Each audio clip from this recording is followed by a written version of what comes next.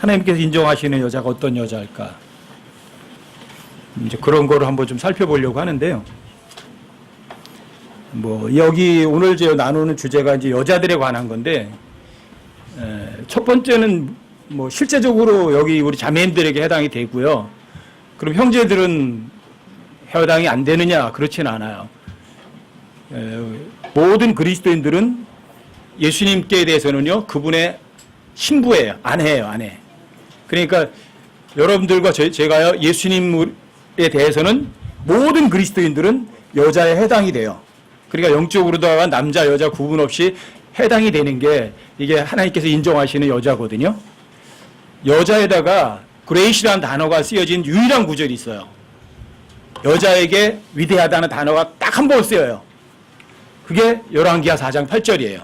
수넴에 있는 어떤 여자에게 수넴에 어떤 위대한 여자가 있더라. 그레이트 우먼이 있더라. 이런 구절이 한 번 쓰여요. 근데 여기 그 구절을 보게 되면 이렇죠. 자, 어떤 여자가 위대한 여자라. 사람들이 위대하다고 그래서 위대한 건 아니에요. 역대상 29장 11절 말씀에 의하면 greatness, 위대함이라는 건요, 하나님의 소유물이 일과 같아요. 하나님께만 위대함이 있어요. 그러니까 사람들이 위대하다고 해서 그 여자가 위대하고 어떤 남자가 위대한 건 아니에요. 그 위대함이라는 건 하나님께 있는 거기 때문에.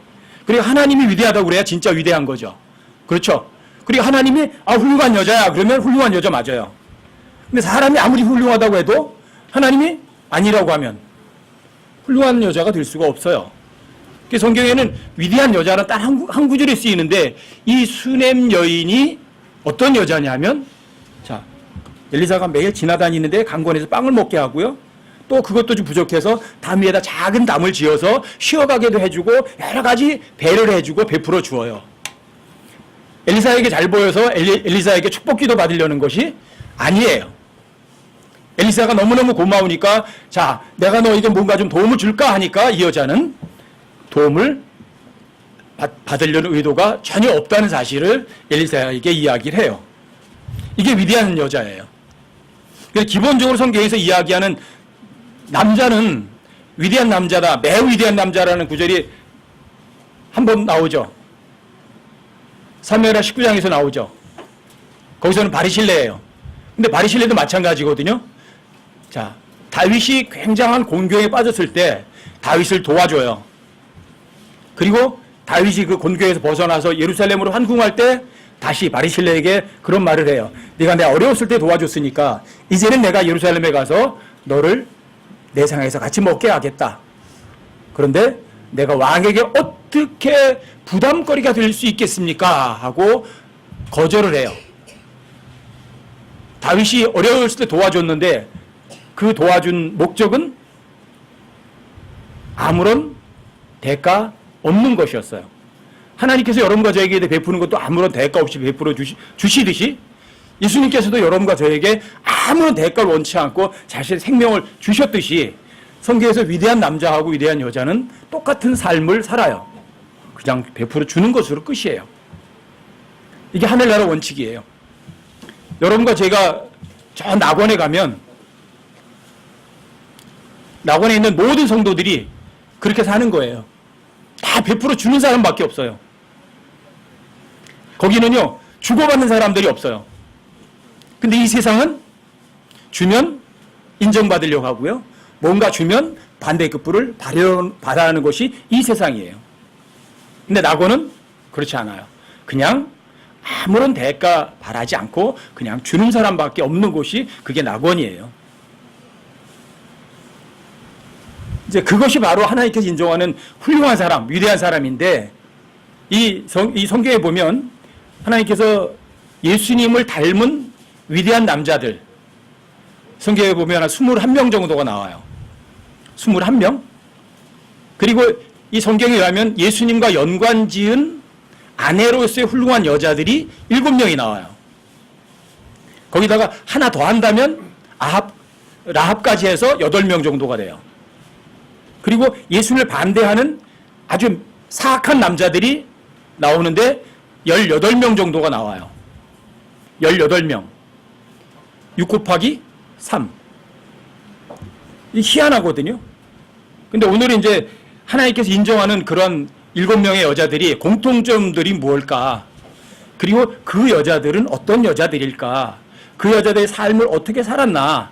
이런 것들을 조금 한번 살펴보려고 하는 거예요. 베드로전서 3장이요.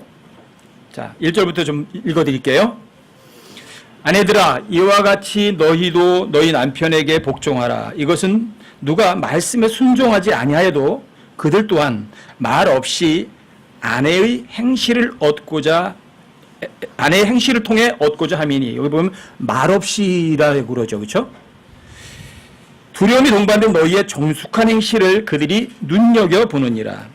너희의 단장은 머리를 닦고 금으로 치장하며 옷을 차려입는 그런 외적 단장으로 하지 말고 오직 마음에 감추어진 사람으로 하되 썩지 아니하는 것, 즉 온유하고 조용한 영의 장식으로 할지니 그것은 하나님의 눈앞에서 지극히 값진 것이니라. 여기 하나님 앞에서 지극히 값진 게 나와요. 근데 이게 온유하고 조용한 영의 장식이에요. 이 조용하다. 여기서 이제 조용하다는 단어는 영어로 quiet이라는 단어 썼거든요. quiet 그러면 여러분들이 입 다물고 가만히 있는 거예요. 성경에서 peace 그러잖아요. peace. peace를 갖다 우리말로 하면 잠잠하라 이렇게 번역한 게 굉장히 많아요. 그리고 그 peace는 또 다른 데서는 이렇게 영어로는 silence라는 단어를 표현하는데 그것도 마찬가지예요. 고요한 거예요. 근데 조용하다, 고요하다, 말이 없다, 이게 평화다 이런 말이에요. 이게 굉장히 평화로운 거죠. 평화란 말이 없는 거예요. 5절 보세요. 옛적에 하나님을 신뢰한 거룩한 여자들도 이런 방식으로 자기 남편에게 복종하여 자기를 단장하였나니. 여기 단장하는 방법이 나오잖아요. 6절이요. 사라가 아브라함을 주라 부르며 그에게 순종한 것 같이 너희가 잘 행하고 어떤 놀라운 일에도 두려워하지 아니하면 그녀의 딸들이 되느니라. 이 베드로전서 3장에 있는 이 사라의 일은요, 창세기 12장에서 일어난 사건이에요. 이게. 근데 창세기 12장에서 아브라함이요, 여러분 창세기 12장으로 가보세요. 이게 이제 죄인들의 특색이 창세기 12장에서부터 또 다 드러나요. 창세기 12장으로 가보시면 하나님께서 아브라함에게 약속하시죠. 그렇죠? 자, 넌 내 고향과 친족과 아버지 집을 떠나서 내가 보여줄 땅으로 가라 명령을 하시면서 내가 너로 큰 민족을 만들 거다. 내가 너한테 복을 줘서 너를 크게 복을 줄 거다. 너를 복 주는 자에게 축복하는 자에게 축복하고 너를 저주하는 자에게 저주하겠다. 이렇게 약속을 해서 떠나요. 그리고 가나안 땅까지 왔어요. 그런데 가나안 땅까지 오자마자 하는 짓이 뭔지 아세요? 여러분 그 12장 9절 한번 보세요. 12장 1절부터 이제 8절까지는 하나님께서 이제 아브라함에게 여러 가지 약속을 했잖아요. 그렇죠? 그리고 감사하니까 아브라함이 제단을 쌓고 하나님께 번제를 드려요. 그리고 나서 하는 짓이 뭔지 아세요? 그 다음에 바로 9절 보세요. 아브라함이 이동하여 계속 남쪽을 향해 갔더라. 성경에서 남쪽이 어느 방향인 줄 아시죠? 북쪽은 하나님 방향이지만 남쪽은 세상이에요. 여러분들이 하나님 말씀 믿는다고 탁 해놓군요. 그리고 하나님께 번제물까지 드리고요. 경배까지 해놓고 그 다음에 돌아서면 세상으로 가는 게 인간들이에요. 여러분들이 세상을 향해 가면 어떤 일이 일어나는 줄 아세요?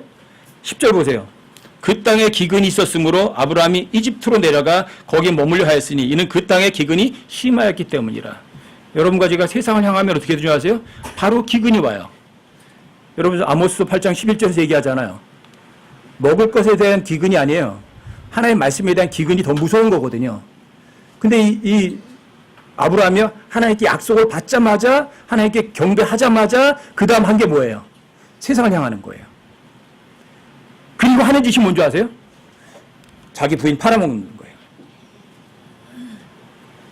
여러분 12장 13절 보세요. 자, 12절 보세요. 12절.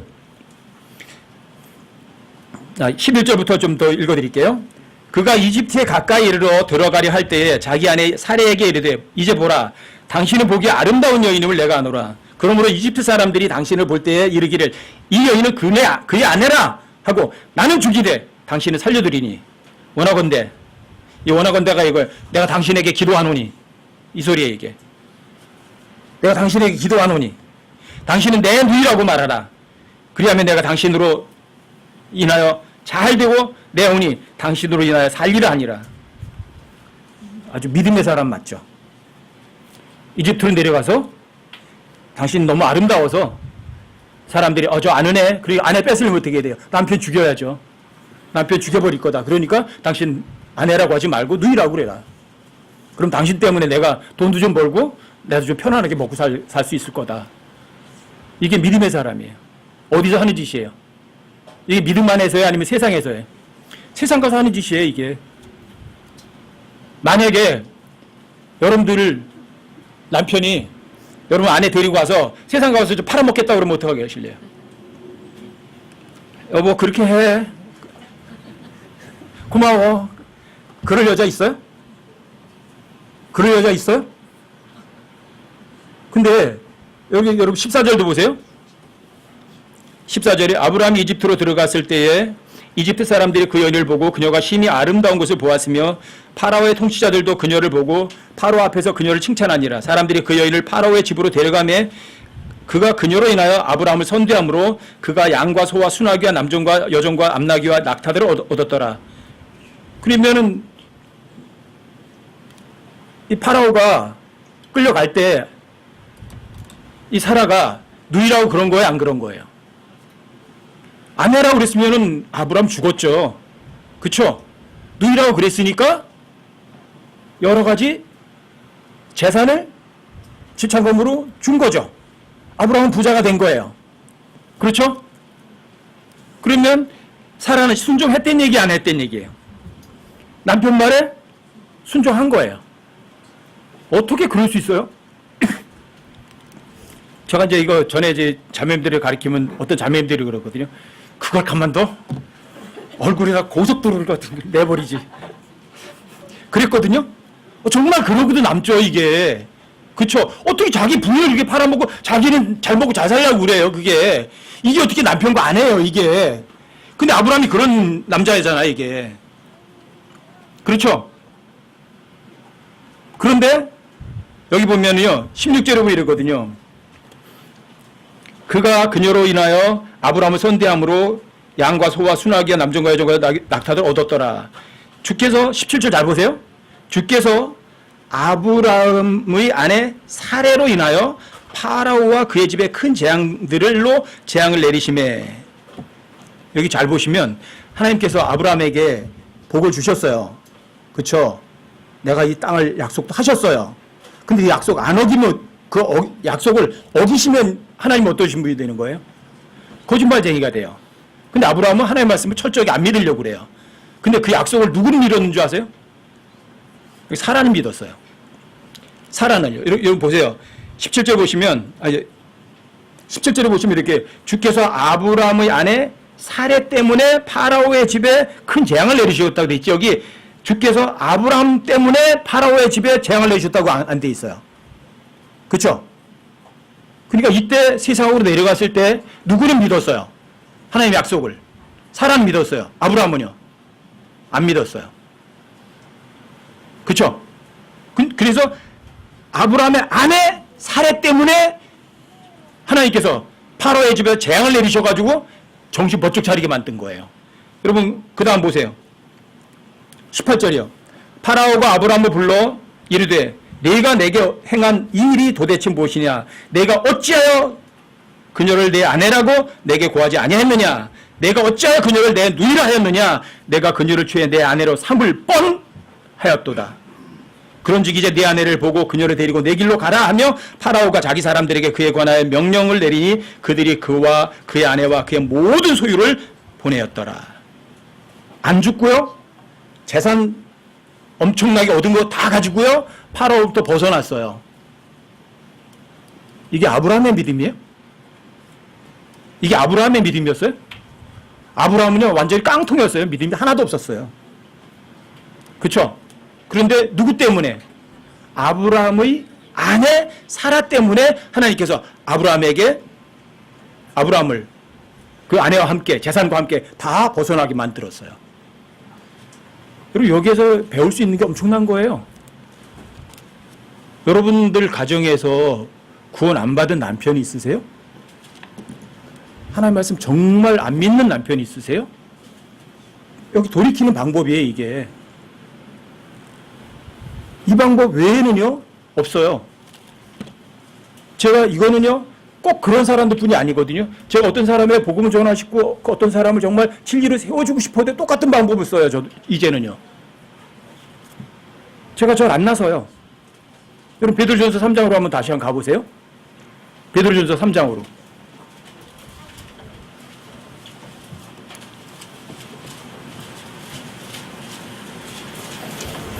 베드로전서 3장 1절을 한번 다시 한번 보세요. 3장 1절. 아내들아 이와 같이 너희도 너희 남편에게 복종하라고, 이와 같이라고 되어 있죠. 베드로전서 3장 1절에서 이와 같이는요, 그 앞에 2장 21절부터 25절까지 이야기예요. 예수님께서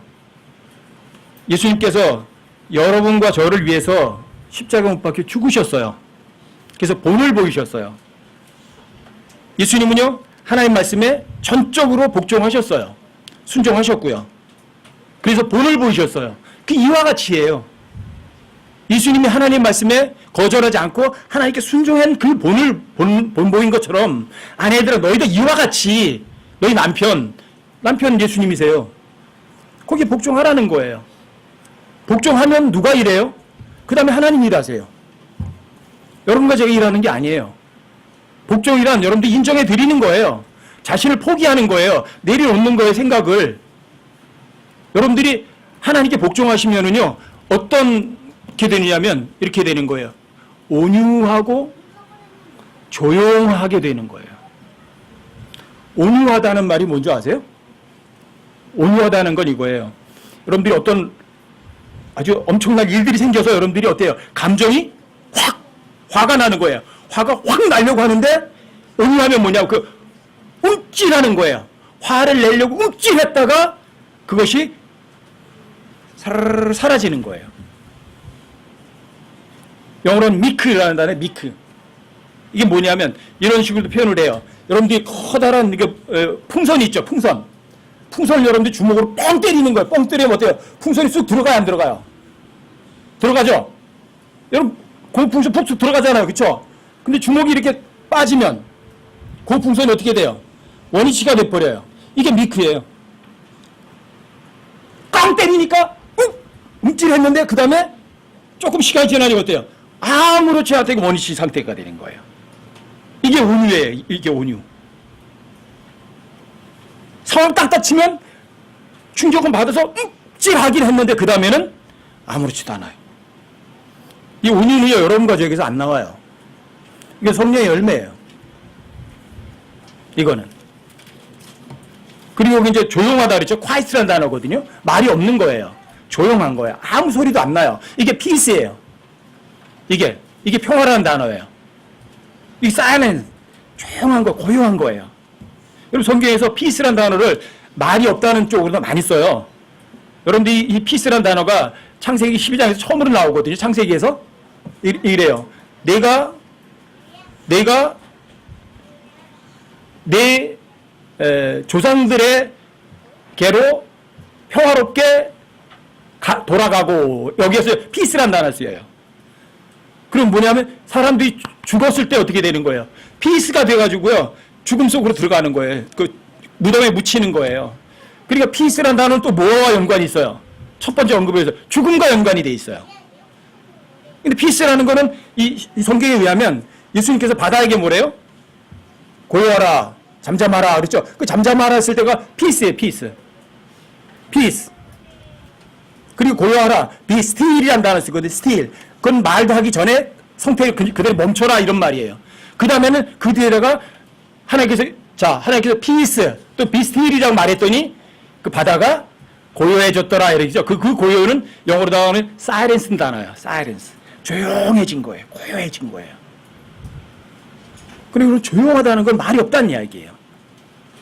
그리고 여러분과 제가요, 어떤 엄청난 상황이 있을 때 말을 하면 손해봐요. 근데 조용하다는 얘기는 뭐예요? 여러분들이 제가요 참을 수 있는 사람들이 못 돼요. 여러분들 저에게는요 참음이라는 것이 없어요. 오래 참는 거는 성령의 열매지 여러분과 저에게서 나오는 게 아니에요. 여러분들 하나님께 순종하면 그 다음에 여러분과 제가 조용해지고 온유해질 수 있지, 여러분들과 제가 하나님께 순종 안 했는데 여러분들이 참고 조용해지고 온유해진다, 그건 말도 안 돼요. 그냥 입으로만 아주 온유한 척하는 거죠. 이 사례의 특징은요 이거예요. 자, 남편이 뭐라 그래요? 내 누이라고 그래라. 이게 내가 너로 인해서 좀 잘 먹고 잘 살고 좀 편해보자. 그럼 어떻게 돼요? 쉬운 건 이거야. 불같이 화내버리는 거죠. 그렇죠? 근데 사라는 하나님의 약속을 정말 믿었어요. 그래서 남편에게 순종했어요. 그리고 나는 저 사람의 아내가 아니라 누이라고 말했어요. 그래서 안 끌려갈 줄 알았더니 아니, 이 파라오의 집으로 진짜 끌려가네. 그런데도 사라는 흔들리지 않았어요. 조용했어요. 고요했어요. 온유했어요. 근심 걱정 안 했어요. 그랬더니 누가 일을 해요? 하나님이 일하세요. 그리고 엄청난 반대급부일이 일어나도록 하세요. 이게 모든 그리스도인들에게 요구되는 거기도 하고요. 이게 특히 자매들에게 이게 요구되는 거예요. 여러분 잠언 10장 19절 한번 읽어보세요. 자, 읽어드릴까요? 말이 많은 곳에는 죄가 부족하지 아니하거니와 자기 입술을 금하는 자는 지혜로우니라. 말 없는 섬김, 말 없는 중보기도, 말 없는 구제, 말 없는 오래 참음, 말 없는 관대함, 말 없는 긍휼히 여김, 이 말이 없는 건요 굉장한 파워를 가지고 있어요. 근데 말을 앞세우는 거는 그렇지 않아요. 여러분 미국에서도 빌리 선데이가 복음 전할 때 이야기도 나오거든요. 거기에는 이렇게 나와요. 50년 동안 구원받은 자매인데 빌리 선데이가 가서 복음 전하면 분명히 구원받을 거라고 생각해서 이제 빌리 선데이가 친구랑 같이 가서 복음을 전하는 거예요. 그래서 막 전해요. 빌리 선데이가 근데 50년 그 부인은 50년 구원받은 크리스천이라고 그래요. 그 남편 50년 동안 구원 못 받은 거예요. 빌리 선데이 가서 복음 전하는 거예요. 그러니까 이 남자가 이제 마음이 흔들리는 거예요. 그러다 옆에 갔던 스와트커트라는 친구가 또 다시 이제 그 친구에게 다시 전하고 이제 결단을 촉구하는 거예요. 이제 당신이 여기에서 결단할 기회가 왔다. 이제 받아들여라. 그리고 그 남자도 어때요? 뭔가 고요가 흐르는 거잖아요. 그렇죠? 결단하려고 그러는 거예요. 근데 그때 부인이 끼어드는 거예요. 여보! 당신 끝까지 거절할 거야? 지금 갈 거야? 그 남편이 그러는 거예요. 신경이 확 내면서 당신이 내 일에 끼어들지 마라! 결국은 그 남자의 결단 받아내지 못하고 빌리 선데이하고 스와거트하고는요 자리를 떴어요. 그 여자가 끝까지 입을 다물고 있었다면 그 조용한 가운데 그 남자는 구원받았을 거라고요. 만약에 창세기 3장에서 이브가 입을 다물고 조용히 있었다면, 이브가 마귀의 그 말에 대꾸하지 않고 입을 딱 닥치고 조용히 있었다면 여러분과 저의 인류에게요 죄도 안 들어왔을 거예요. 왜 성경에서 여자들이 조용하라고 하시는 줄 아시겠어요? 왜? 또 여러분과 저는요 모든 그리스도인들은 조용할 줄 알아야 돼요. 어떤 사람이 혀를 묶어둘 혀를 묶어둔 그 순간에만 그 사람이 거룩한 사람이래요. 말이 많은 곳에는 죄가 부족하지 않다고 하거든요. 근데 이 사라는요 진짜 말하고 싶을 때였어요. 그게 왜요? 여보 내가 당신에게 원하는데 당신 내 누이라고 그래? 내가 당신 때문에 좀 돈도 좀 벌어보자. 당신 때문에 나도 좀 잘 먹고 잘 살아보자. 그럴 때 어때요? 제일 쉬운 게 이거예요. 화내는 거죠. 당신 내 남편 맞아! 어떻게 내가 당신 같은 사람 믿고서 결혼했는지 모르겠어! 이렇게 신경질 낼 수 있는 게 제일 먼저예요. 그런데 사라는 여러분 무엇으로 장식했다고 그래요? 외적 단짝이 아니에요. 온유하고 조용한 영의 장식으로 장식했어요. 근데 이 온유하고 조용한 영의 장식은요, 말 그대로 영의 장식이지 육신의 장식이 아니에요. 여러분과 제가 노력해서 되는 게 아니에요. 그리고 하나님께서 위대한 여자다, 훌륭한 여자라고 인정하려면 제 첫 번째 조건이 이거예요. 조용한 거예요. 입을 닫는 거예요. 여러분들 어떤 사람에게 정말 도와주고 싶으세요? 구원받게 해주고 싶으세요? 저 여러분들이 부탁드리잖아요. 어떤 사람 구원받게 하기를 원하시면 1년만 입 딱 닥치고 아무 말도 하지 않고 내색도 하지 않고 중보기도만 하세요. 그러면 여러분들이 마음이 편안해요. 정말 주님께 맡기고 중보기도를 하셨으면. 그게 미크예요. 그게 온유예요. 그리고 여러분들이 조용해요. 여러분들이 가장 편안해요. 많은 사람들이 불안에 떠오르는 사람들이 많거든요. 이 온유하고 조용한 여행 양식으로 장식하지 않아요. 특히 이제 가족들 구원 못 받는 사람들 놓으면 특히 그래요. 전 불안해요. 우리 아버지 어머니 구원 못 받았는데요. 내 형제도 구원 못 받았는데요. 어떻게 하면 좋아요? 어떻게 하면 좋아요? 어떻게 하면 좋아요? 조바심해요. 그 사람이 점점 더 구원 못 받아요. 어떤 사람이 구원 받고 안 받고는요. 그것도 하나님 소관도 아니에요. 누구 소관인 줄 아세요? 그 사람 책임이에요. 그 사람 책임일 뿐이에요. 그렇다고 해서 여러분들이 구원 안 받은 사람들에 대한 부담을 안 갖는 것 자체는 여러분들 또 혼날 거라고요. 정말 여러분들이 불속에라도 들어가서라도 그 사람을 건져내고 싶은 그런 마음이 반드시 있어야 돼요. 그런 마음이 있다고 해서 저 사람이 구원받는 것도 아니에요. 여러분들이 뭐 엄청난 성경 지식이 있다고 해서 그 사람 구원받는 것도 아니에요. 그거는 그 사람과 하나님 사이의 문제예요. 저희 아버님도 구원 못 받고 돌아가셨어요. 그래서 저에게는요, 그래, 우리 아버님은 구원 못 받으셨어도 그 대신에 다른 사람이라도 구원받게 하자. 그래서 제가 열정을 내고 다른 사람에게도 복음 전하려고 하는 거예요. 여러분 부모님 구원 못 받으셨으면 여러분 다른 사람 내 부모 아닌 다른 부모도 구원받게 해야죠. 내 자식이 구원 못 받았으면 다른 사람이 구원받게 해야죠.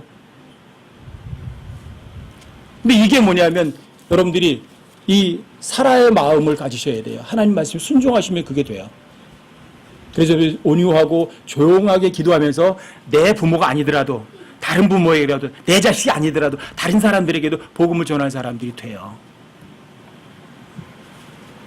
이 사라의 기본 마음은 뭐냐면, 자, 어떤 사람이 죄를 짓죠. 잘못된 길로 가고 있죠. 그 마음이 어때요? 그 마음이 편해요? 마음이 아파요? 여러분들 그런 마음을 대신 가져주는 거예요. 여러분 시편 51편 한번 보실래요? 17절 함께 한번 읽어보세요. 17절 51편 17절이요. 함께 시작. 하나님께서 구하시는 희생물은 상한 영이라. 오 하나님이여, 상하고 통회하는 마음을 주께서 멸시하지 아니하시리이다. 여기 이제 상한 영, 상하고 통회하는 마음, 이거는 내가 죄 지었을 뿐이 아니라요, 다른 사람의 죄에 대해서도 여러분들 이 마음을 가지셔야 돼요. 아브라함이 죄 져요? 죄 안 짓고 있어요? 아브라함이 죄를 지으려고 그래요? 안 지으려고 그래요? 자기 부인 팔아먹으려고 그래요? 안 팔아먹으려고 그래요? 자기 부인 진짜 목숨을 다해서 사랑해요? 아니면 팔아서 자기 편하려고 해요? 이럴 때 여러분들이 상하고 통회하는 마음을 가지시는 거예요. 저게 내 남편이 저렇게 나를 팔아먹어서라도 자기 편하려고 하는데 어때요 이게? 불쌍해요? 아니면 너무 당연해요? 이게 상한 영이에요. 통회하는 마음을 갖는 거예요. 그 사람 모르잖아요. 근데 내가 가슴 아파하는 거예요. 그 사람이 구원 못 받은 걸. 그 사람이 잘못된 길로 가는 거를. 이게 사라의 마음이었어요. 이게 하나님 말씀에 순종하면 여러분들이 그런 마음을 갖게 되고요. 하나님께서 그것을 어때요? 기쁘게 보세요? 아니면 안 좋게 보세요? 가장 원하시는 거거든요. 여러분 그런 사람들은 정말 온유하고 조용한 거죠. 이런 거 저도 이런 사람이 되길 바라요. 저는 제가 설교자예요. 성경을 가르치고 그래서 성경 가르치고 설교하고 이럴 때는 말을 해요. 그리고 어떤 형제랑 교제해서 세워주려면 얘기하지만 그 외에 다른 사람이 말하면은요, 제가 굉장히 좋아요. 입은 하나고 귀는 둘이거든요. 말하는 것에 2배를 들어주면 좋아요. 그래서 제가 원하는 거 항상 이거예요. 저는 여기 설교자 되고 싶진 않았어요. 누군가가 성경을 가르쳐서 그 사람이 설교하게 하고 저는 저 뒤에 앉아서 듣기를 원했어요. 근데 그게 잘 안 되고 하나님께서 오히려 자 네가 떠들어 그러시니까 제가 떠드는데 이건 굉장히 위험해요. 왜? 말이 많은 곳에는 죄가 부족하지 않으니까요. 근데 입술을 금하는 자는 정말 지혜로운 사람이거든요. 저한테는 잠언 10장 19절에 굉장히 가슴에 두는 구절이고요. 그래서 누군가하고 이렇게 이야기해서 저 사람이 어떤 이야기를 하게 되면 저는 조용히 들어주겠어요. 제가 성경 가르치고 설교하지 않는 자리에서는요, 거의가 듣는 편이에요. 그게 더 좋아요. 그리고 그 들음을 통해서 제 자신을 뒤돌아볼 수 있고 또 제 자신이 다시 한번 원위치로 돌아올 수 있으니까요. 근데 많은 사람들이 듣는 것보다는 뭘 원해요? 말하기를 원하죠. 왜 사라에게 하나님께서는 자기 남편이 범죄할 때 입을 딱 닫고 조용히 하라고 하셨을까? 그 이유는 창세기 3장에서 나와요. 이브가 입을 딱 다물었으면 모든 인류에게 죄도 안 와요.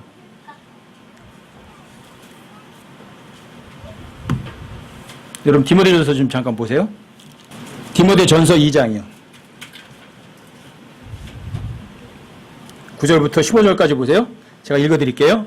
또한 이런 식으로 여자들도 단정한 옷으로 자기를 꾸미되 얌전하게 맑은 정신으로 하고 장식한 머리나 금이나 진주나 값비싼 옷으로 하지 말며 오직 하나님의 성품을 고백하는 여자들에게 합당한, 이게 지금까지 이야기했던 거예요. 사라에게 합당했던 거.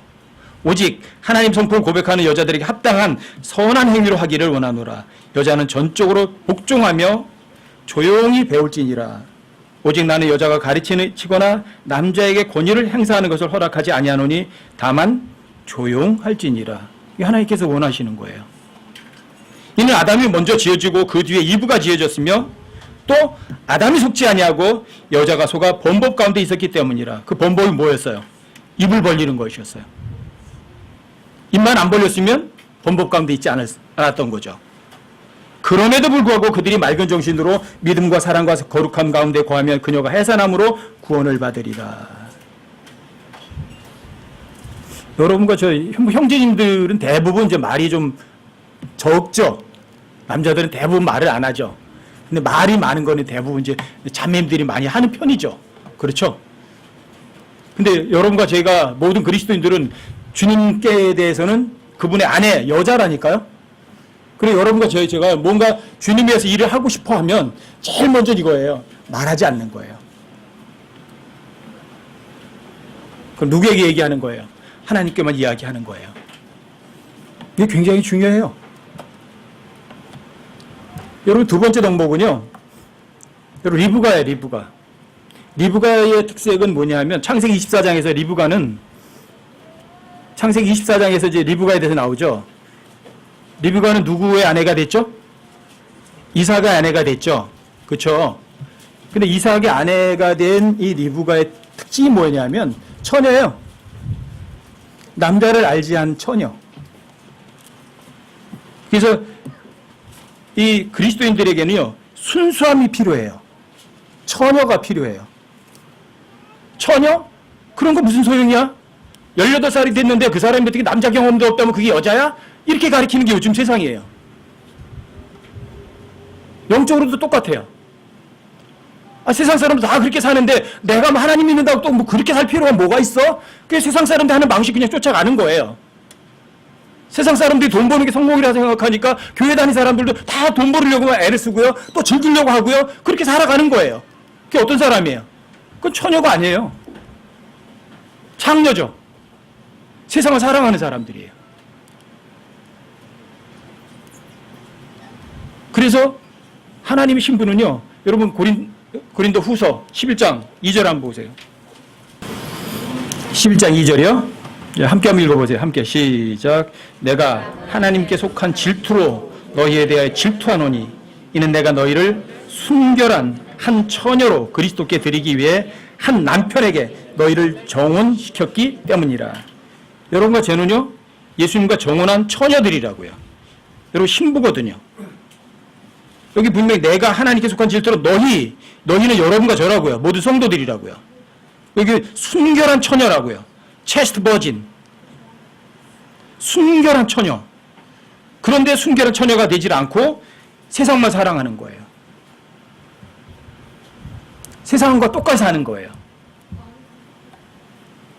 여러분 에베소서 5장에도 보면 남편, 예수님, 아내, 교회. 여러분과 이제 아내예요. 근데 그 아내들을 평소에 세상을 사랑하지 않도록 깨끗하게 해주는 게 있어요. 여러분 에베소서 5장 가보세요.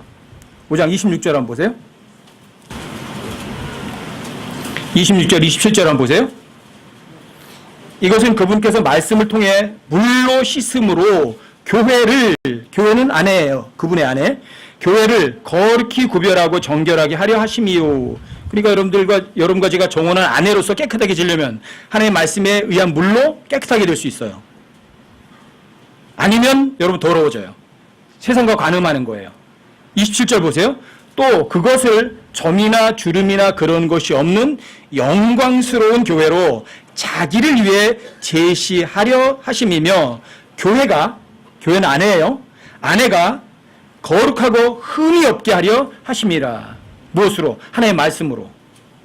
여러분들이 그러니까 성경 부지런히 읽으셔야 되고요. 가능한 하나님의 말씀 부지런히 외워두셔야 되고요. 또 하나님의 말씀 외워두시고 믿으셨다면 하나님께서 여러분과 저에게 이래요. 온유하고 조용한 영의 양식으로 장식하게 하시고요. 여러분과 저를요. 아주 순결한 여자로서 깨끗하게 보존하세요. 그렇지만 여러분들이 세상에 있는 것들을 사랑하게 되면 어때요? 쾌락에 빠져 사는 여자는 살아있으나 죽은 여자예요. 이 세상 것밖에 모르는 여자는.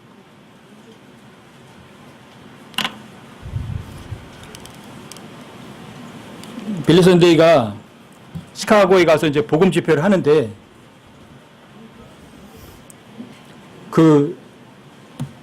어떤 사람이 바에서 살인을 한 거예요. 죽였어요.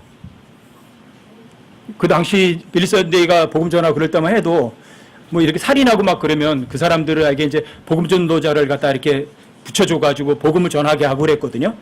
빌리 선데이가 가서 이제 복음을 전하러 간 거예요. 그 사람이 막 화를 내면서 그러는 거예요. 어이! 복음 전도자 양반! 우리 엄마에 가서 이 말을 전해! 그러면서 막 빌리 선데이에게 막 폭언을 퍼부으면서 자기 엄마한테 말을 전해라고 하는 말이에요. 그게 이런 말이었어요.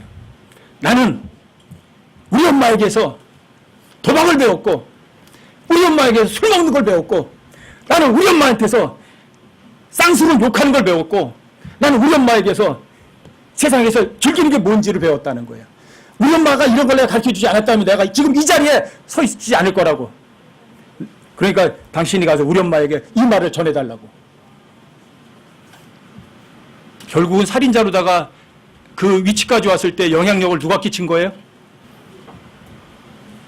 여러분, 이 여자의 이 역할은요, 엄청나게 중요한 거거든요. 이게. 정말 순결한 걸 가르치면, 여러분 아이들에게 순결한 걸 가르치면 그 아이들이 어떻게 해야 돼요? 순결하게 되겠죠. 그렇죠? 아이들에게 더러운 걸 보여주면 더러운 사람이 되겠죠. 그래서 여러분 가정이 엄청나게 중요한 거예요. 여러분 하나님께서 제일 먼저 만드신 게 교회가 아니에요. 가정이었어요. 아담과 이브. 근데 그 가정에서 특히 중요한 역할이 누구냐 하면 바로 여자의 역할이에요. 굉장히 중요해요. 아담도 죽었어요. 어떤 영향 때문에? 여자의 영향 때문에. 근데 여러분과 저를요, 그분의 아내라고 그래요. 또 여자라고 불러요.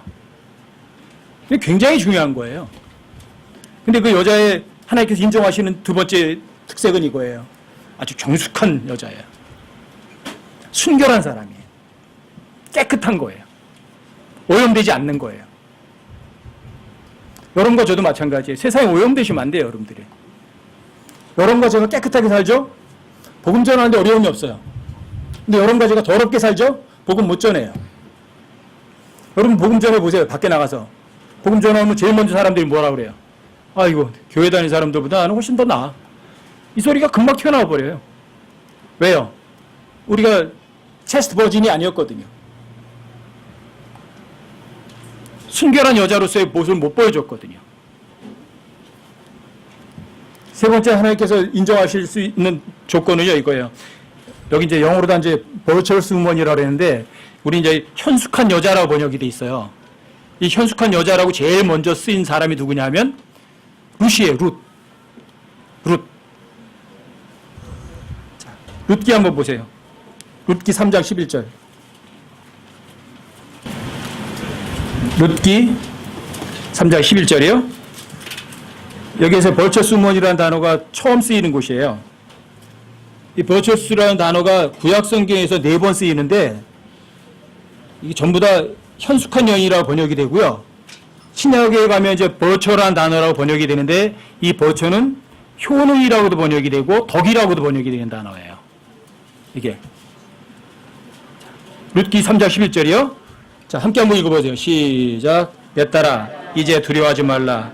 내가 요구하는 모든 것을 내가 내게 행하리니 내가 현숙한 여인인 줄 내 백성의 온 도시가 아느니라. 룻은요, 이런 여자였어요. 아주 현숙한 여자였어요. 근데 룻은요, 여러분들이 잘 아시다시피 룻기 1장에 보면 이렇게 나오죠. 룻이, 자, 이 나오미에게 아들이 있었는데 이 두 아들이 다 죽었어요. 그래서 나오미가 오르방하고 룻에게 이제 나를 떠나서 내 고향으로 돌아가라, 이렇게 얘기를 해요. 그래서 오르반은 돌아갔는데 룻은 어때요? 내 어머니 가는 곳에 내가 있을 거고 내 어머니의 하나님, 내 하나님이 될 거다. 나를 돌아가라고 그러지 마라, 이래요. 그렇죠? 다시 돌아가라고 그러지 마라. 여러분들이 한 번 구원받았으면 어디로 가셔야 돼요? 세상으로 돌아가실래요? 룻은요, 한 번 구원받은 걸요, 끝까지 고수하고 앞으로만 나간 여자예요. 그리고 실제로다가 virtuous woman이라는 거, virtue라는 단어는 효능, 힘이 있다, 능력이 있다는 말이거든요. 그리고 여러분들이 어때요? 구원받았으면 어때요? 그 구원의 능력을 실제로 보여주는 그런 여자였어요, 이 룻은요. 이 룻은 그런 여자예요. 여러분과 제가 구원받기 전에 어떤 사람이었어요?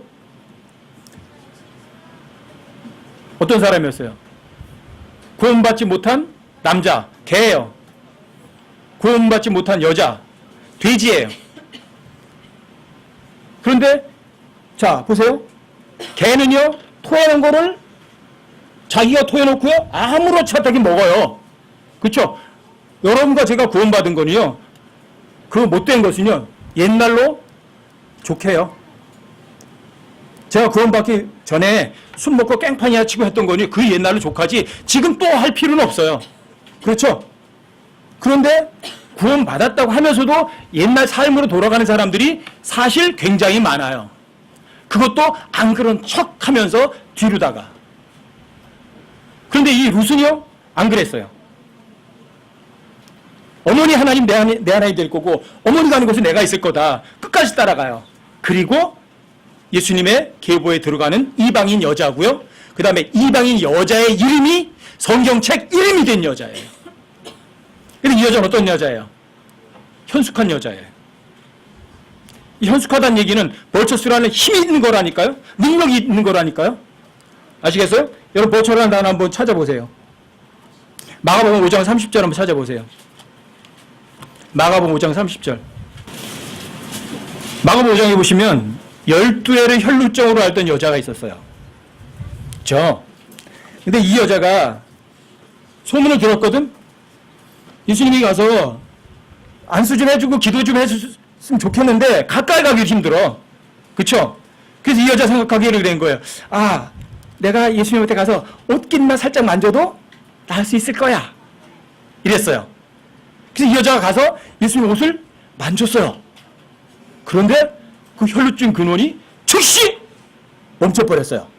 근데 그때 예수님이 하신 말씀이에요. 그때. 그래서 30절 보세요. 예수님께서 즉시 효능이 자기에게서 나간 줄 아시고 밀려드는 무리 가운데 돌이키며 이르시되 누가 내 옷에 손을 대었느냐 하시니 여기 보니까 즉시 효능이 자기에서 나갔다고 돼 있죠. 이 효능이란 말이 벌처란 단어예요. 근데 이 루스녀 이 벌처 승무원이에요. 어떤 효능이 있어요. 실제 능력 있는 그런 여자였어요. 입으로만이 아니에요. 이 벌처라는 단어는 실제 어떤 효능이 나타나는 거예요. 근데 이 루스는 어떤 여자예요? 진짜 그렇게 효능이 그렇게 나타나는 실제 그런 여자예요. 입으로만 하는 여자가 아니에요. 구원받았어요. 세상으로 안 돌아가요. 진창으로 안 돌아가요. 끝까지 주님만 보고 가요. 이게 하나님이 인정하는 여자애들이에요. 여러분 뒤돌아와서 세상 다시 돌아보고 싶으세요? 베드로전서 4장. 자, 1절부터 보세요. 1절부터 3절까지만 제가 읽어드릴게요. 그러므로 그리스도께서 우리를 위해 육체 안에서 고난을 당하셨은즉 그와 같이 너희도 같은 생각으로 무장하라. 육체 안에서 고난을 당한 자는 이미 죄를 그쳤나니 그런즉 그는 육체 안에서 남은 때를 더 이상 사람들의 정욕에 따라 살지 아니하고 오직 하나님의 뜻에 따라 살아야 하리라. 입으로만이 진짜 마음 중심도. 그렇다면 3절 보세요. 우리가 색욕과 정욕과 과음과 활락과 연회와 가증한 우상숭배 속에서 걸어 이방인들이 하고자 하는 바를 행한 것이 우리의 삶에 지나간 때로 우리에게 족하도다.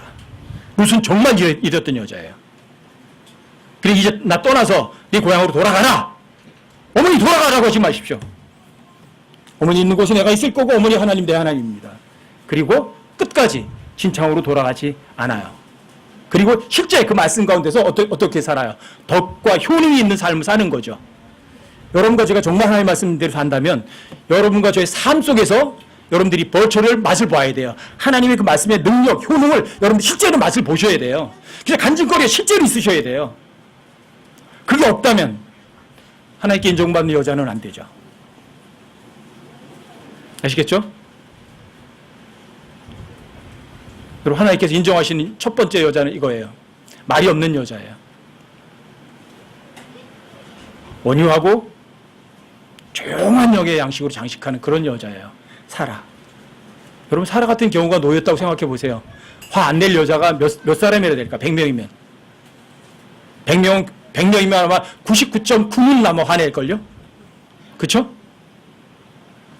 그런데 사라는 온유하고 조용한 영의 양식을 장식하고 남편에게 복종했어요. 누이라고 그래라. 했어요. 또 파라오의 집에까지도 끌려갔어요. 그런데도 온유하고 조용한 영의 양식은요 흔들림이 없어요. 그리고 그 믿음을 보시고 하나님께서는 사라로 인해서 파라오의 집에 재앙을 내리셔요. 그리고 믿음 없던 아브라함도요 사라가 바로잡지 않아요. 믿음이 없던 아브라함을 누가 책망하는 줄 아세요? 파라오가 부르잖아요. 파라오가 아브라함 불러가지고 야! 너 네가 수정이 맞아? 어떻게 내 부인을 내 누이라고 그래서 내가 죄짓게 만들려고 그랬어? 그러니까 믿음의 조상이라는 아브라함이 창피해요? 창피하지 않아요? 부끄러움 당하게 하는 거예요. 사라는 한마디 말도 안 해요. 아무 말도 안 했는데 하나님께서는 상대 뜯어 고치는데요, 마귀를 들어서 그 사람 정신 번쩍 차리게 만드는 거예요. 파라오를 들어서. 그러니까 하나님께서 사라 같은 여자 인정해요, 안 해요? 당연히 인정하죠. 그리고 리브가는요, 순수한 처녀였어요. 그러니까 이삭은 예수님의 모형이거든요. 그래서 이삭은요, 한 번도 평생 동안 이스라엘을 떠나지 않아요. 야곱은 바다나란까지 갔다 오고 그러지만 이삭은 결코 이스라엘 땅을 한 발짝도 안 떠나요. 예수님이 한 번도 이스라엘 땅을 한 발짝도 떠나지 않았듯이. 그리고 순수한 처녀를 이삭은 아내로 맞아요. 그러니까 여러분과 제가 세상과 관음하면 안 되죠. 그렇죠? 이게 하나님이 인정하는 여자들이에요.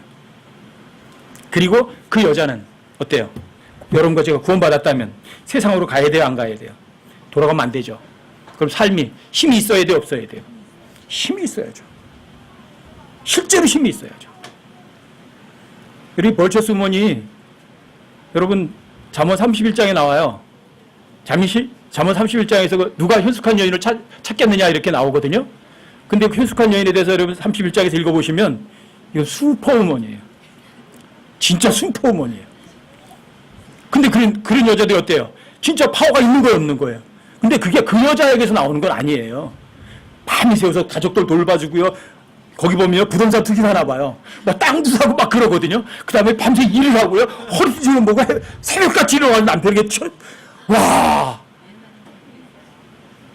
이 잠언 31장에서 이 현숙한 연예에서 읽어보세요. 여러분이 다 이럴 거라고요. 어떻게 이런 여자가 있을 수 있어? 근데 하나님께서는 그런 여자를 하나님께서 인정하세요. 훌륭한 여자라고 하세요. 근데 그런 힘이 여러분과 저에게서 나오는 건 아니에요. 하나님의 말씀 믿으면 여러분들 위대한 여자로 불려요. 아시겠죠? 여러분과 제가 모두가 다 성경에서 나오는 위대한 여자들은요, 진짜 위대한 그리스도인의 모습이기도 하거든요. 그래서 주님 오셨을 때 여러분들도 하나님께 인정받는 그러한 하나님의 아내로 여러분들이 발견되시기 바랍니다.